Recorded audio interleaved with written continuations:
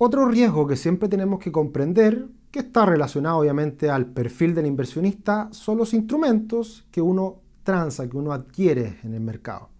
Y ahí nace esta teoría de portafolios, en donde uno lo que tiene que tratar de hacer es maximizar la rentabilidad y minimizar el riesgo, con lo cual se puede lograr precisamente con lo que es la diversificación.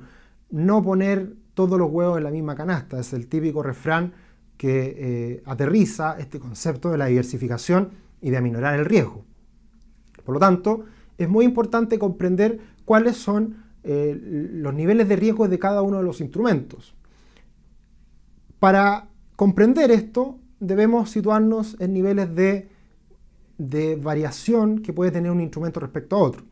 Por ejemplo, los instrumentos que tienen menores variaciones de precios y por lo tanto tienen un menor riesgo y rentabilidades más conocidas son los instrumentos de renta fija, son los instrumentos de deuda, en donde en esos casos lo que uno hace es comprar una tasa de interés que en el tiempo va variando muy poco respecto a otros instrumentos de inversión. Para ponerlo en simple, comentarles sobre lo que es un instrumento de bajo riesgo, que por ejemplo lo grafica de buena forma como son los depósitos a plazo.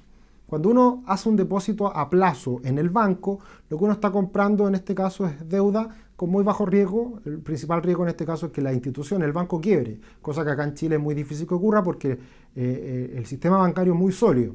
Por lo tanto, ese banco que tiene poco riesgo de impago, lo que hace es pagarnos una tasa muy bajita y que esa tasa en el tiempo se va manteniendo y por lo tanto no se genera mucha variabilidad. En el rango intermedio están las acciones más variables, más agresivas y acciones más defensivas. Acciones variables son, por ejemplo, las que están relacionadas a los precios de las materias primas, que son muy variables en el tiempo. Y esas acciones suben y bajan de manera muy abrupta. Como también tenemos acciones defensivas, que son las que están orientadas a los servicios básicos, por ejemplo. Luz, agua, electricidad son empresas que tienen poca variación en el tiempo porque su demanda de los productos o servicios que ofrecen son muy estables también. Entonces esos instrumentos son defensivos y tienen poca variación en el tiempo. Pero una variabilidad muy superior respecto a lo que son los instrumentos de renta fija. Y en el otro extremo están los instrumentos de derivados, como un futuro, una opción o un CFD, que esos instrumentos, por el apalancamiento que tienen asociado, tienen grandes variaciones en el tiempo. Por ejemplo, se dice que el mercado Forex de divisas es riesgoso, y la verdad que es muy poco riesgoso.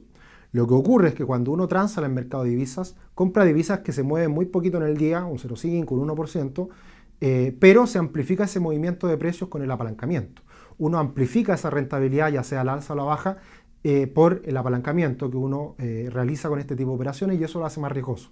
Por lo tanto, muy importante identificar cuál es el perfil de riesgo de uno como inversionista y también identificar los diferentes riesgos que tienen internalizado cada instrumento de inversión y lo ideal es diversificar, comprar diferentes instrumentos financieros para de esa manera minimizar el riesgo de nuestra inversión.